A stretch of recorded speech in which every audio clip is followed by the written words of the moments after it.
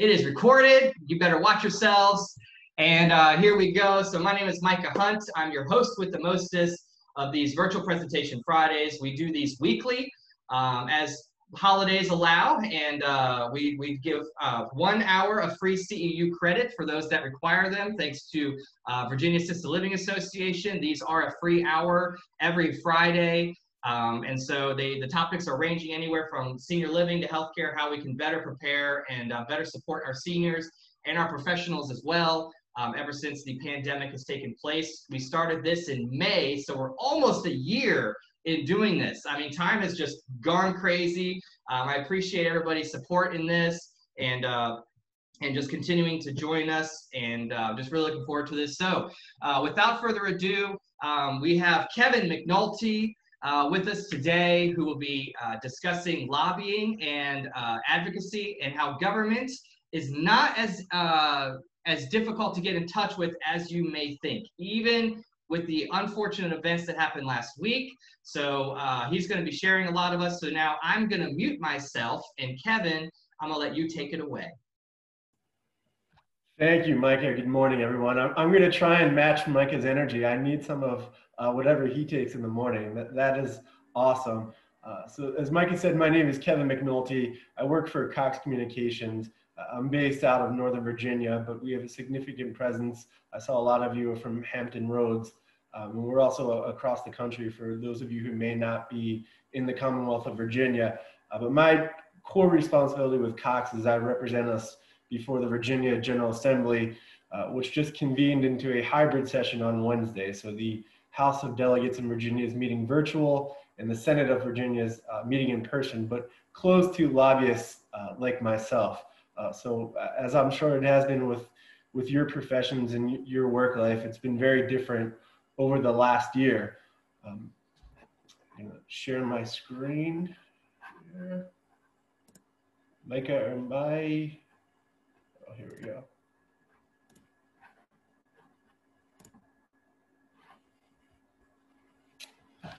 So I was going through my presentation last night and was going over it with my wife, and you'll see the next slide. She complimented me on how creative I was, and then I had to inform her that this is something that I borrowed from someone else, that it's something I've seen before, but I think it gives a good illustration of what's involved in lobbying. It's a little tongue-in-cheek, but again gives a good overview.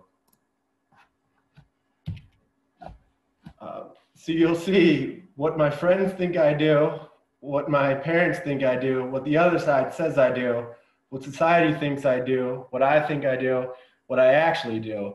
Now, where my creativity comes into play is that this is the next slide. Here's what I actually do right now. So here's a meeting with members of the Virginia General Assembly that occurred right before session, briefing them on issues. And you see, much like your profession probably, we're meeting over Zoom. These are some of my colleagues from other internet service providers, and then members of the House of Delegates in Virginia. It's something that we've had to do just like everybody else and adapt to, and it has worked well. I'm gonna switch back though. And while this is a tongue-in-cheek slide, there's definitely some truth to what you see on the screen here. A lot of lobbying, actually the biggest component of it, and this is something you'll hear me reiterate throughout my presentation, is all about relationships.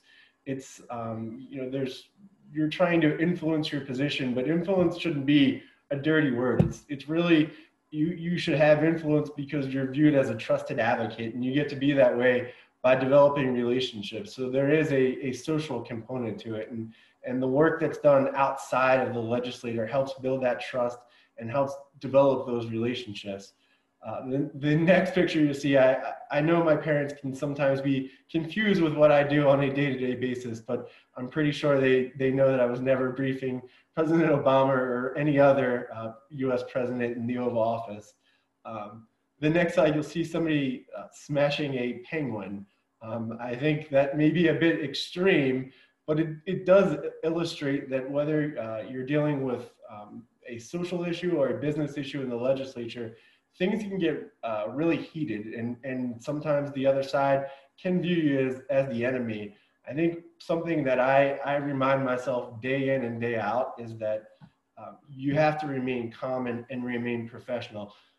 Just when I woke up this morning, a prominent elected official I saw on Twitter tweeted something about internet service providers that was pretty inflammatory. And my immediate reaction was to just respond on Twitter and get really mad and say something snarky, but I had to step back from the situation and realize that that's not the appropriate way, that you need to remain professional and calm, and that, you know, offline there's a way to engage with the legislator and say, hey, I saw your tweet, you know, here's where I think you're a little off base, and here's everything that we're doing for your community. And if I just went on the attack, there's a lost opportunity to build a relationship and really educate the person so that the next time, before they really think twice before they hit send, and maybe have a little bit better understanding and opinion of the industry or whichever business you represent.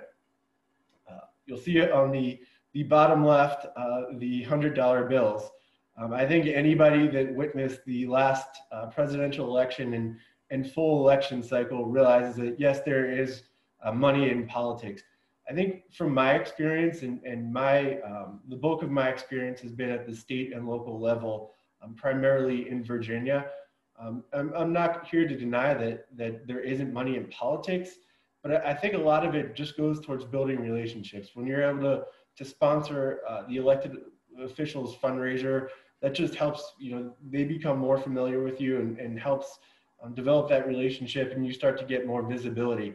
I can't say and I've been lobbying for 5 years, I can't say I've ever been in a situation where I felt that someone either voted for my bill or voted against me because either I gave more money than the person on the other side of it, or the person on the other side gave more money. So there's definitely a role in it, but I've never seen it from that nasty side that maybe you hear from the media.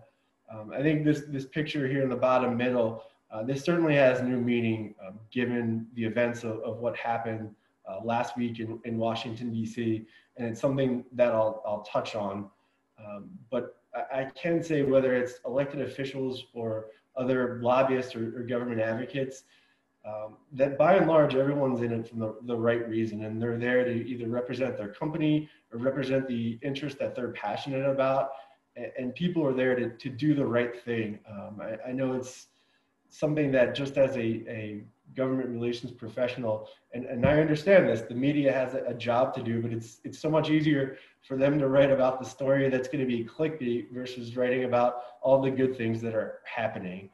But by and large, people are definitely in government for the right reasons. This next slide, the committee meeting, what I actually do, I would say about 95% of my job is to know what's going on, to know what different committees in the Virginia legislature or different local governments, what policies they are considering, to make sure that I'm aware of what the impacts can be. And 5% of it is either being proactive to stop a negative impact, or positioning my company so that we can react once a policy is implemented. But really, that's what the biggest part of my job is, just being aware and exchanging that information up to the leadership of my company. So I think to be successful and to advocate for a position at any level of government, you need to understand which layer of government is the best, or which level of government is the one that can solve your issue, because each level of government has different responsibilities, and in some states, there's a big difference between what the state does and what the local government does, just because of some of the rules within those states. As I mentioned, we're all impacted, whether we're just Americans or government relations professionals. We're all impacted by what happened last week in Washington, D.C. And I don't know what the impact is going to be long-term on how people advocate before their government, at least in person. We already saw that it's been changed because of the COVID pandemic, but I think that given what took place last week, there's going to be long-lasting impacts of how accessible government can be. And that's just not the federal government, it's also the state government. So I got a briefing yesterday that the FBI's let all 50 states know that their capitals should be on high alert this week before the inauguration. So even if the pandemic wasn't going on, access would be pretty much eliminated right now because of everything that's going on. And I know there's far-reaching consequences and there are much bigger priorities, but being able to petition your government is really a core function of our democracy. And for us not to be able to do that, I think could have long-lasting and significant impact. I know the advocates from my company, they would normally be working at the federal level. They would be normally walking the halls of the Capitol, whether they're Senate or House office buildings, on a daily basis and interacting. And I think for the foreseeable future, that access is probably going to be cut. But really, this slide should just be called knowing the playing field. Where is the issue that you have to deal with? Which level of government is the right one to deal with that issue? And I realize that everybody may have a different level or experience of actually dealing with government. So for some of you, this may seem elementary, and for some of you, this may be something that you've never experienced before or really gotten insight to. So when you're dealing with the federal level, whether that's members of Congress in the House or members of the Senate, each of them are going to have a district office and a capital office. The district office is, if there's something that's going on in your community, that's going to be your best bet. That office is going to be the one that can help with a constituent issue, or maybe you want to have the member of Congress come out and visit your facility. The district office, and if it's a member of the Senate, they're going to have offices all over the state.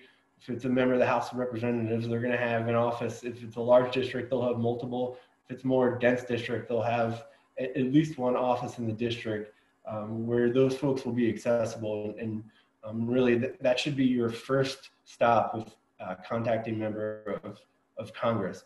The Capitol office, they're going to be more focused on policy and legislating. Those, depending on what committee that member is, that's what their office is going to focus on, and they're going to be more concerned with policy and legislating, whether it's the federal budget, a particular policy. That's what they're going to focus on. At the state level, there's a very large variance in what to expect with a member of a state legislature.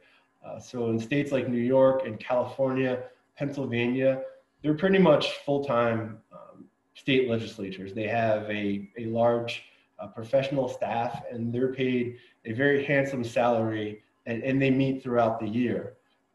In a state like Texas, even though it's a large state, they only meet every other year.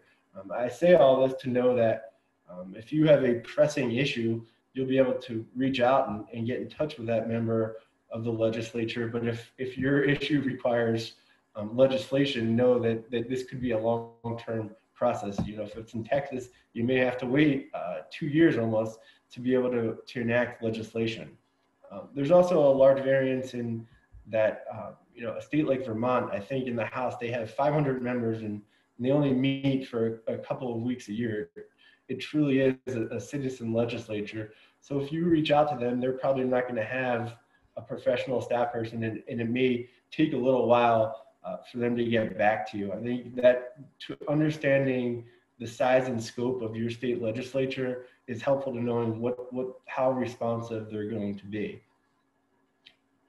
I will say that the best asset you have at any level of government, whether that's federal, state, or local, is being a constituent. I know even as a lobbyist, that's somebody that does this day in and day out, my elected officials respond to me in a much different way than even elected officials that have a really good relationship.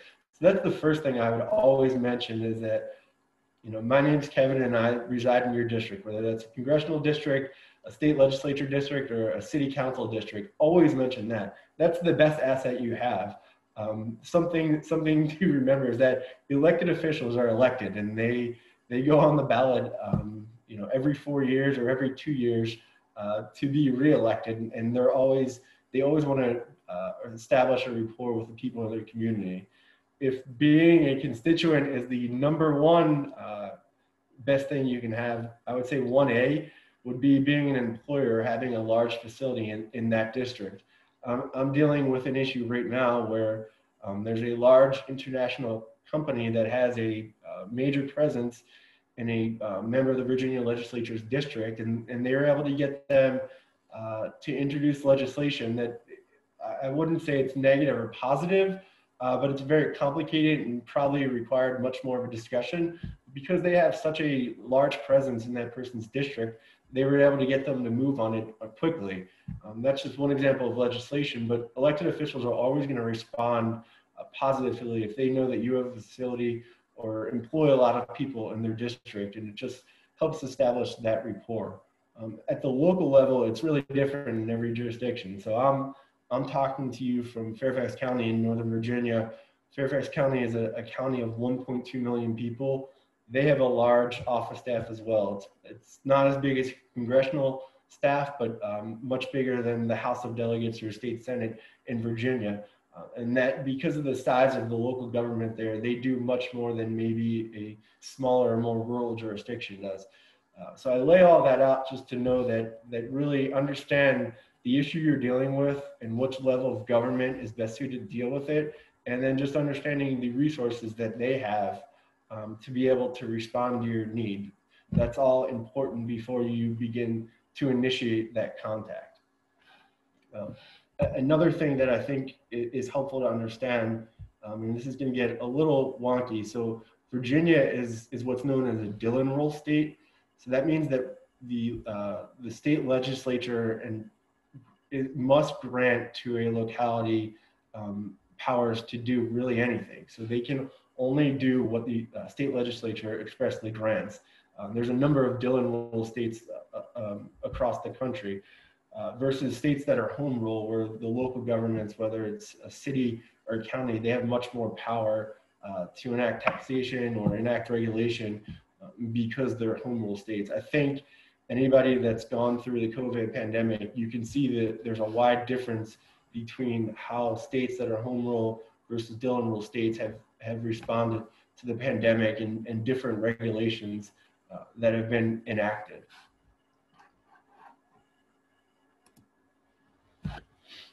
So when I was thinking about how do I describe lobbying and government advocacy, I really viewed it as a layered cake.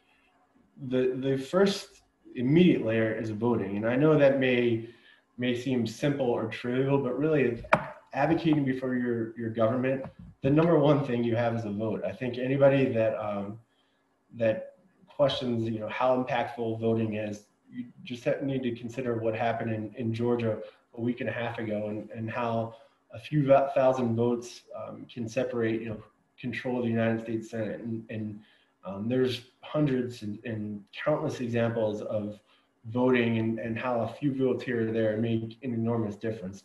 Should probably point to the presidential election and the one before that to show just truly the impact of voting and how much of a difference it can make. Beyond voting, I would say the next step that you can take is getting involved in an industry association or a civic association. I know Micah at the beginning of the meeting mentioned that the Virginia Long-Term Care Association was providing a credit. Before I got involved in lobbying, I didn't understand the role of association. But if you're really wanting to understand how to get involved, that to me would be the immediate first step.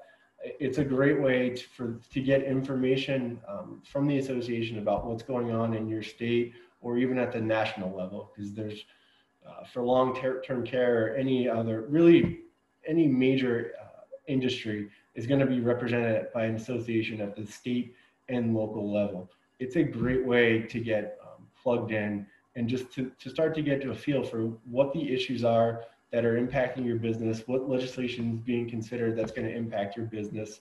And really, it's a great place to start. Once you start to understand the issues, it's an even better way is to be able to exchange that information back to say, hey, this is what I'm dealing with in my particular situation. This is an issue that keeps coming up. That's how your association is able to represent your needs, whether it's at the state level or the federal level. They rely on that feedback from their members to know the issues that are impacting the business. I should say too, beyond voting, kind of to dip your toe in the water, a great way to start to get involved just in your local community is to start following elected officials on social media to see the things they're talking about. I know I mentioned earlier the issue about I saw someone on Twitter that tweeted something negative, and all that drew my ire a little bit. It's also, for me, it's important to see what they're talking about and be able to correct that opinion, or at least better inform that opinion. So in your community, that's a great way to just, whether it's Facebook or Twitter or Instagram or Snapchat, whatever that social media platform is, start to follow them and see the information that they're exchanging. Another better way, and you'll probably, when Micah sends my email, you'll be cursing me in a month because you'll be flooded with emails, but is to sign up for the elected officials email list.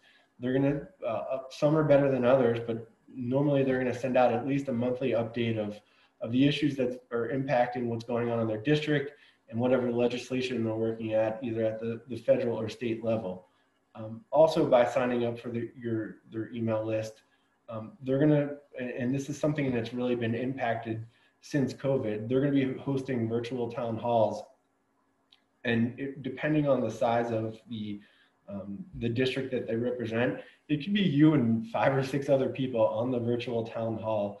And it just provides a great platform to start to introduce yourself to the elected official. And then you have their audience to talk about the issues that you're seeing, or whether it's stuff that's happening in the community or stuff that's impacting your business. And that helps to establish that relationship outside of COVID times. They would normally be holding town halls or teletown halls. A great way to enhance that relationship too is to start inviting them to tour your facility or do a meet and greet with your employees or your teammates. Right now everything's virtual, but normally if you tell an elected official, hey, I have either 10 or 15 employees, they'd be happy to set up a Zoom call or come tour the facility. They really, as I said, if you're a constituent or live and work in their district, they're going to want to engage with you. And it could be, depending on the member of Congress, they could be a little less accessible, but their district director that has a direct ear to them, they're going to want to come out and tour the facility when we're able to do that, or they're going to want to set up a virtual town hall.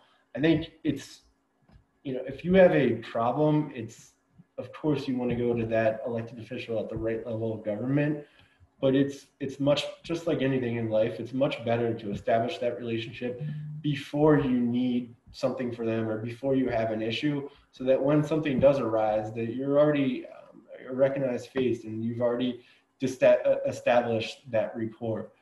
I know I'm a member of a local chamber of commerce here in my community. It's something that I enjoy participating in helping to better the community.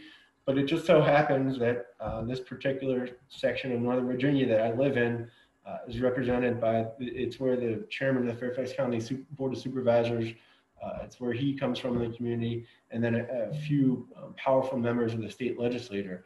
So I get to talk to them about issues that are going on in the community, but I also can weave in issues that I'm dealing with for Cox. It's a great way to really be active and be civically minded, but also to represent the issues of my company. I'm sure that there's organizations in your community where if you're just like this, something that you're interested in and that you want to get involved in, you can quickly get that access to elected officials, and they're always looking to hear about the issues that are impacting their constituents. I would say the next layer of advocacy is hiring a professional, and that looks like a couple different things. So if you're really passionate about advocacy and it's something that has a critical impact on your industry, which it does for a lot, you may have signed up for the alerts from your association and gotten involved in your association. And now you're involved in something in your local community that's civically minded. and all of a sudden it starts to become overwhelming. I think maybe something that you need to take a step back and say, is this now become a full-time position for someone like me that can dedicate their full attention to it and really become involved? That's, because Cox is a telecommunications company. We're a heavily regulated industry, and it's something that we rely on the government partnerships for. So it's critical. So I'm here in Virginia, but we have someone like me or a whole team in every place that we operate and at the federal level. I would say that would be the immediate thing that a company or an individual will need to consider. Is this gotten so big that we now need to have a full-time person? The next step would be if maybe there's just a particular issue. So there's, whatever the issue may be, and it's something that you've talked to your local representative or member of the state legislature, and I'm going to focus on the state level. But that person may not be the right person to advance your particular issue. So I know Micah is very involved in the Alzheimer's Association. So say if there's a piece of legislation that's related to Alzheimer's in Virginia, that's going to need to go through the Health, Welfare, and Institutions Committee. So your legislator may not be the right person to advance that. That's where you need to look at hiring who's somebody that's based in Virginia that has a lot of experience working with that particular committee. Or maybe they have a very good relationship with the person that's the chair of that committee. That's where you need to start really doing your due diligence and asking questions, and your member of hopefully your member of the legislature will say to you, hey, this is a great idea. I know you're passionate about it, but just because of the politics of the situation, I'm not going to be able to advance it.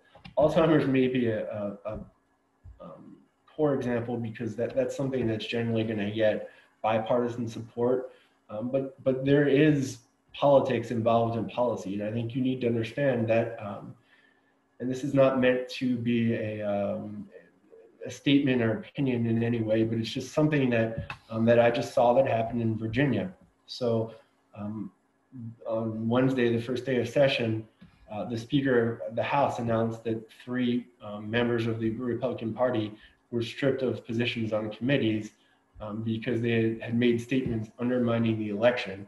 Well, if you have an important issue, you need to know that those members, and in Virginia, the House, the Senate, and the governorship are all controlled by the Democratic Party. You need to understand that those 3 individuals aren't going to be able to get any legislation advanced. And I know earlier I had made the statement that everybody's in it for the right reasons, and they are, but politics do definitely come into play, and it's something that you need to be aware of before you decide that you want to push a particular position or a bill. The other sort of hybrid way that maybe that you're working on something and you realize that you've taken it as far, you've taken all those steps, you've signed up for the email alerts and participated in town halls, but the position that you're dealing with, either personally or professionally, it's going to require long-term attention. Then maybe you need to look at hiring a contract lobbyist that's going to that you can, it's not a full-time employee, but it's somebody that's going to work on your issue long-term. I think a big thing, and just going in with your eyes wide open in the legislative process, that you need to understand is that it takes time. It's just, our founders designed this by nature, that change doesn't happen overnight, that it happens incrementally. So there could be a particular issue that you need to help someone work with you on it long term. And I know that when Micah mentioned, that government's more accessible than you think, it definitely is. And depending on your issue, you can take it very far. It just, the more complicated it gets, that's where you need outside or professional help. But just that level of engagement and that information flow, that's absolutely accessible without hiring a professional. So I don't want to make you think that that's a necessary thing to do. It's just understanding that once you get to a certain point, that will probably be required. And it's not because government isn't meant to be accessible. Just like any industry, it starts to get more detailed, and there starts to be more layers. Finally, and this is something I think if you look at either members of the state legislature or many members of Congress, you'll see that they started by being active in the community. They were passionate about something, and they took an issue as far as they could take it, being outside of the legislature or Congress, and then got frustrated with the process and couldn't get far enough. So they said, hey, I'm going to throw my hat in the ring and I'm going to run. And I think that's something that I know, particularly with the state legislature, that's something that you see happen very frequently.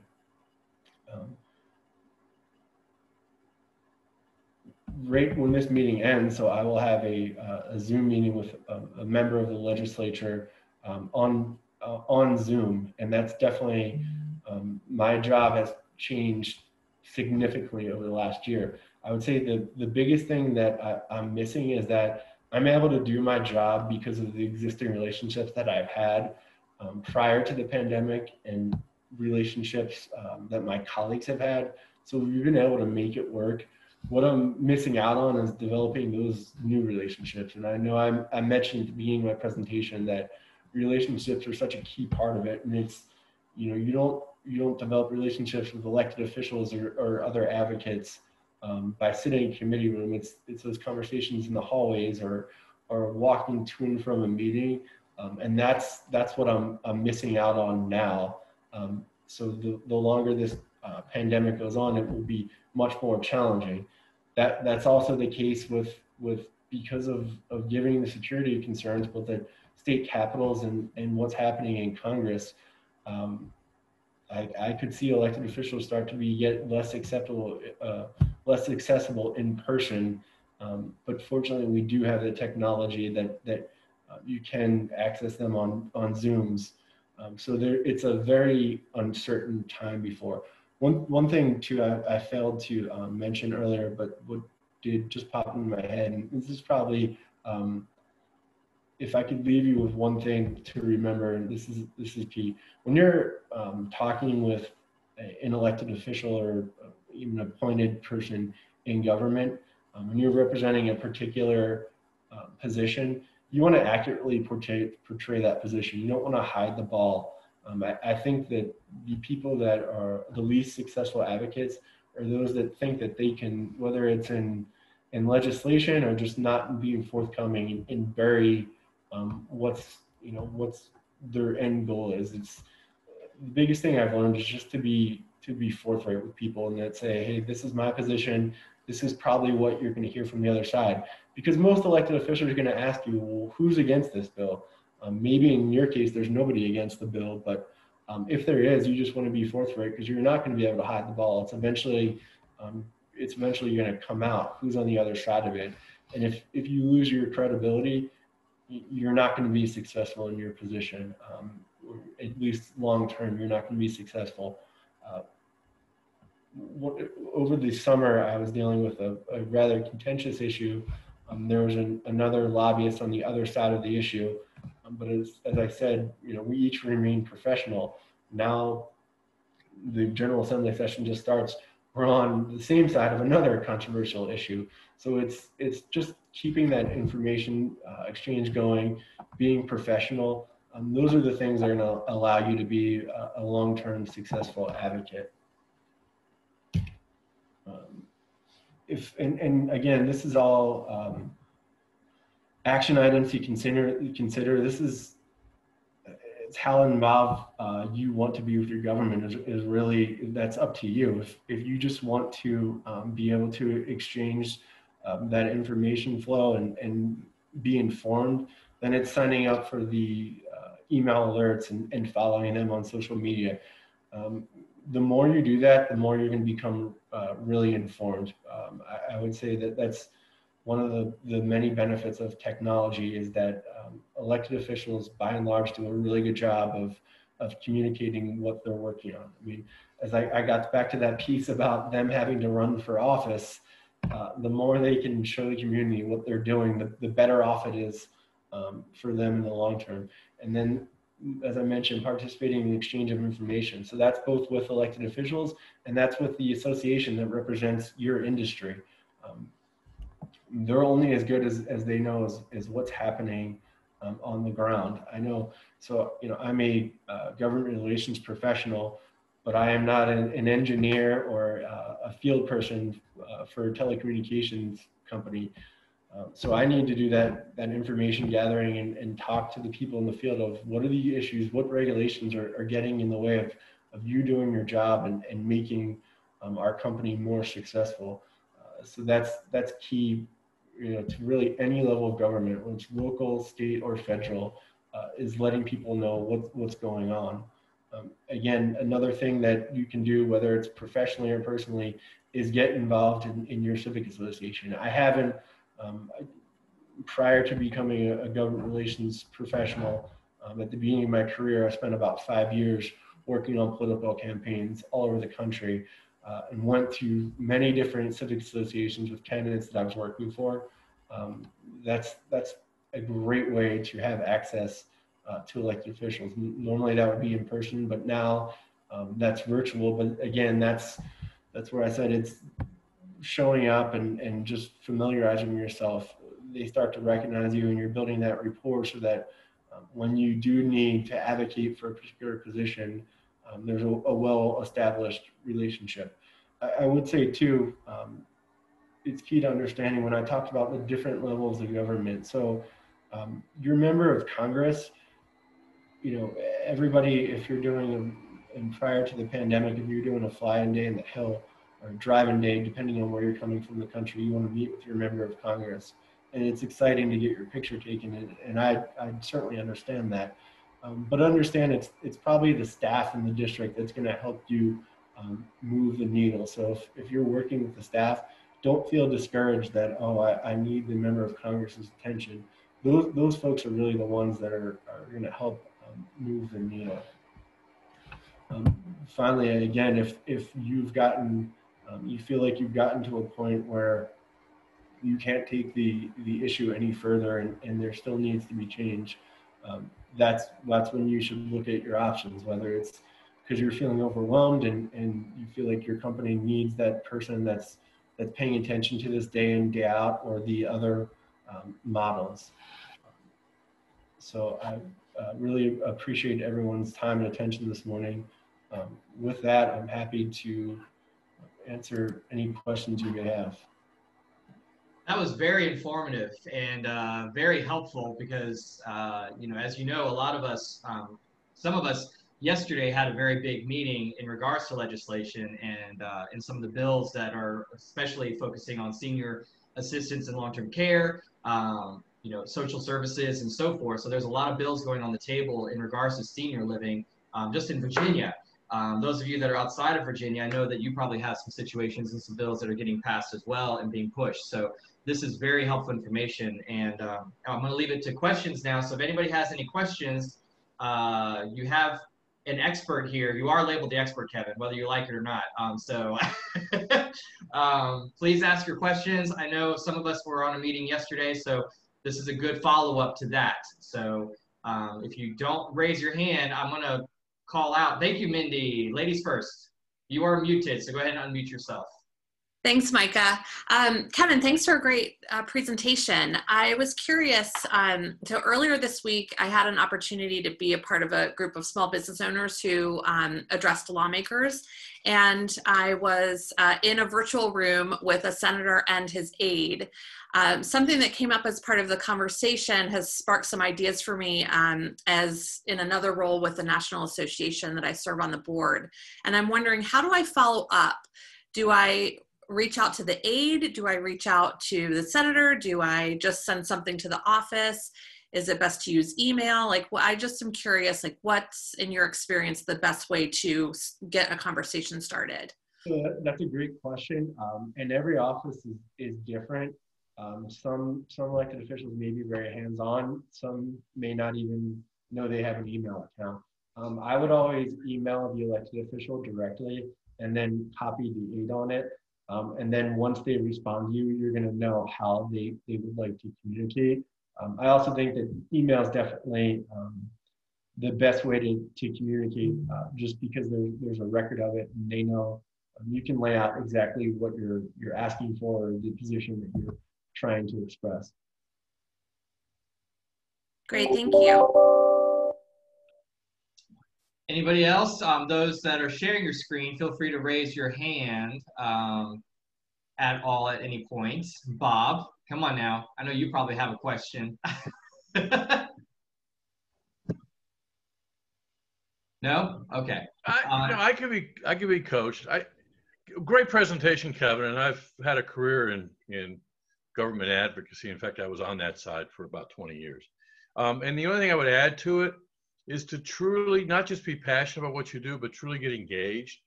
That if you're working side by side in a committee with an elected official, you're going to develop a relationship and a commonality.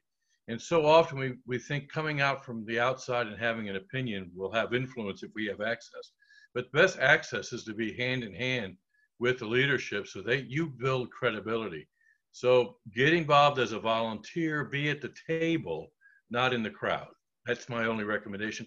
Also, there's going to be a continued conversation from yesterday on Primetime with Bob, Monday at 3:30 on the Primetime Facebook page. I mean, Micah, hopefully you get that out, because it turned out to be a great conversation with Bill and Steve. Thanks for the opportunity. Thank you.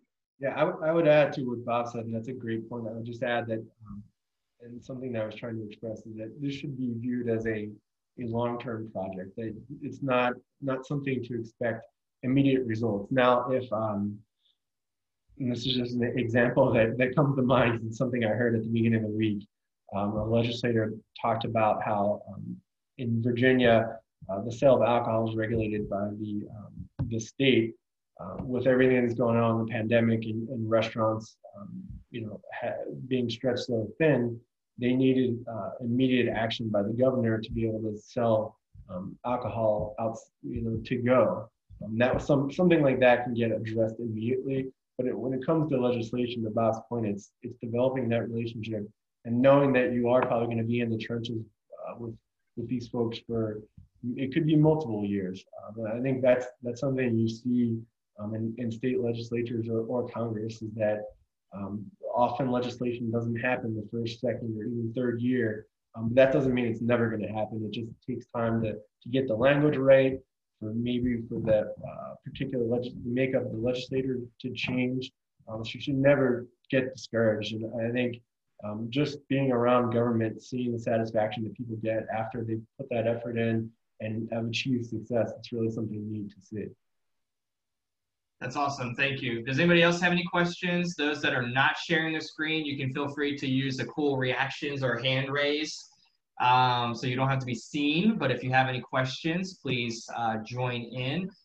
Those of you that are on the phone, that are calling in, please make sure that you email me that you have attended this morning, so that way you can get the email following this call, so you get that information. So please make sure to do that.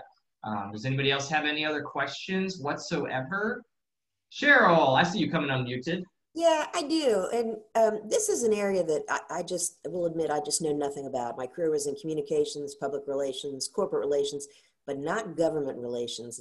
Somebody on our team suggested that we should be going out to some of these government officials to talk about physiatry, because a lot of people just don't know what it means. They say, "Oh, you mean psychiatry?" I'm like, "No, physiatry." I see, well, Dr. Wilva, you're nodding here. And somebody said, "Well, why would we do that?" And we said, "Well, I don't know. Don't you think maybe it's something that their constituents would want to know? Do people?" Because I'm always trying to find out, what do people know? Like, because the average person I talk to says, "I've never even heard of that. I don't even know what that is." And so is that appropriate, like to send information to somebody or ask for a meeting? I have no idea. Yeah, that's absolutely appropriate. Elected officials, you'll find that depending on, and this is mostly the state, federal level, depending on what committee they sit on, they'll be focused on specific issues and they'll be much more familiar with it. But across the board, they're generalists. They know a lot about many different topics. And the way they do that is from someone like yourself reaching out to them saying, are you familiar with this? This is why you need to know about it. This is how it could impact your constituents. Then if depending on how that conversation goes, if they may say, hey, this is an issue that would come before this committee. My good friend chairs the committee or is a senior ranking member of the committee. Let me connect you with them. Or here's another member of the legislature that you should connect with. That's how they get this information. So that's absolutely appropriate and something I would encourage you to do. And then at a minimum, exchanging email information. To the point that Mindy made earlier about exchanging email information, I would be very careful that it's very helpful to do, but you still need to have that face-to-face or virtual contact with them so that they can expect the communication to come. If you just say, send an email blindly without establishing that rapport, the chances of you getting anything more than a generic response is probably not high, depending on the elected official. So I would always encourage either at least a phone call or a Zoom and eventually virtual. One thing too, I just realized that I forgot to mention. So, kind of the bare minimum of advocacy. I don't know if you've ever been online and you've seen that you can sign like a change.org petition to send to elected officials. That will get their attention, but it's not going to move the needle. What will move the needle is if the association that you're involved with says, this piece of legislation is coming up, we need you to contact those elected officials. Sometimes they'll just have a form that you can just send a generic email to. While that's better than a change.org, really the most helpful thing, and this is particularly around legislation, is sending a personalized email saying, hey, I reside in your district or my business is in your district and this legislation is coming up and I just wanted you to know my position. I'm amazed in Virginia, and again, that's where my experience is, a member of the state Senate represents about 220,000 people. A member of the House is 85,000. If they get 5 or 6 authentic emails from the constituent, they're going to think really hard about that issue, and it can impact their vote. I've seen it happen. So, being able to establish that rapport and then when appropriate, communicating can have a big impact. Did that help, Cheryl? Yeah, it really did, because, certainly we've got lots of problems in the skilled nursing and rehab area right now, and we could help. And it was just an area that we thought about, and I wasn't sure how to approach it. Yeah, and I know too, just from interacting with elected officials, it's when they're out talking to the community, it's when they hear something about skilled nursing, they're meeting with another group, they're gonna say, oh, I just heard about this issue and there's a facility in my district, or this is how many people in my district that work in this industry. They're going to use that example, so they appreciate that feedback. Okay, so you'd suggest a phone call. I would make a phone call to try to get, say I'd like to request a Zoom meeting, in this age of not being able to just make an appointment to go see them. Exactly, I would request a Zoom meeting. Okay, thank you very much. I appreciate that. Thank you. And then we had a chat question that was presented by Lisa Modestert, and it was, many in rural areas have limited or no access to virtual or online support. Do you have recommendations for helping raise awareness and provide support to those areas and communities? So that's something that I deal with in my day job on a daily basis. I know particularly in Virginia, and it's something we're working on again on a daily basis of where there's infrastructure for broadband that's built out, but people aren't adopting it, or rural areas where the infrastructure isn't built out. And, in Virginia, I think there's been about $2 billion over the last couple of years to bring. There used to be 800,000 homes that didn't have broadband access. Now we're down to about 300,000. So we're still making progress, but there's far too many. In those rural areas, that's where I would find, is there a Rotary Club? And even now, if they're meeting outside, but find that information of where elected officials are going to be or where their office is, without being able to access in a virtual environment, that would be an opportunity.